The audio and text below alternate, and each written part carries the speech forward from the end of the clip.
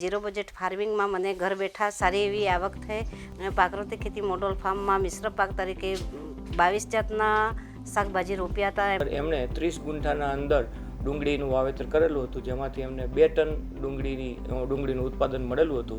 2020 में कृषि विज्ञान केन्द्र पर आत्मा द्वारा मैं तालीम लीधी અને 3 દિવસની તાલીમ લીધા બાદ મેં નાના એવા પાયાથી કિચન ગાર્ડનથી શરૂઆત કરી અને સારું એવું કિચન ગાર્ડનમાં મને રિઝલ્ટ દેખાયું। પછી મેં મારા ખેતરમાં 1 એકર જમીનમાં મેં પ્રાકૃતિક ખેતી મોડલ ફાર્મ તૈયાર કરીને પ્રાકૃતિક ખેતીની શરૂઆત કરી અને મને સારી એવી આવક થઈ। અને આ વર્ષે મેં પ્રાકૃતિક ખેતી મોડલ ફાર્મમાં મિશ્ર પાક તરીકે 22 જાતના શાકભાજી રોપ્યા હતા। એમાં મુખ્ય પાક તરીકે કાંદા અને ગલકા હતા અને કાંદાની સારું એવું ઉત્પાદન થયું અને 2 ટન કરતાં પણ વધારે કાંદાનું અમારું ઉત્પાદન થયું અને 2 ટન કાંદા મેં એક જ અઠવાડિયામાં ઘરેથી વેચાણ કર્યા અને 25 રૂપિયા કિલો પ્રમાણે મારા કાંદા ઘરેથી વેચાણ થયા અને સારો એવો 50,000નો મને નફો થયો અને ઝીરો બજેટ ફાર્મિંગમાં મને ઘર બેઠા સારી એવી આવક થઈ।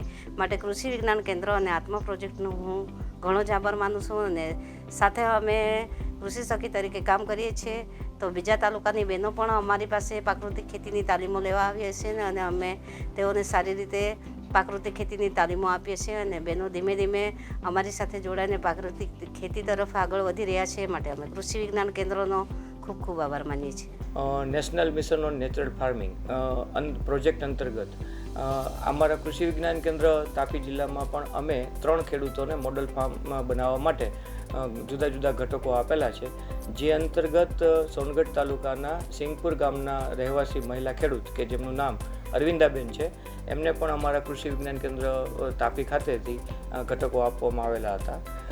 અરવિંદાબેને પ્રાકૃતિક ખેતીનું 1 એકરનું મોડલ બનાવેલું છે, જેના અંદર એમણે 30 ગુંઠાના અંદર ડુંગળીનું વાવેતર કરેલું હતું, જેમાંથી એમને 2 ટન ડુંગળીનું ઉત્પાદન મળેલું હતું અને જેમનો ભાવ એમને 25 રૂપિયા પ્રતિ કિલો મળેલો હતો અને આ 2 ટન ડુંગળી પણ એમને વેચાઈ ગઈ છે।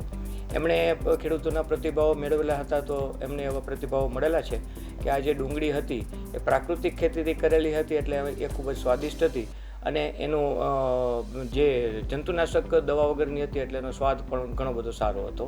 સાથે સાથે એને શિયાળુ ઋતુમાં જુદા જુદા શાકભાજીઓ કે જેવા કે ટામેટાં છે, રીંગણા છે, ગલકા છે, કોબી છે, ફ્લાવર છે, હળદરની વાત કરીએ તો એને આંબા હળદર કરેલી હતી, સાથે સાથે આદુનું પણ વાવેતર કરેલું હતું। ખેડૂત પોથીને લાઈક, શેર અને સબસ્ક્રાઇબ કરો।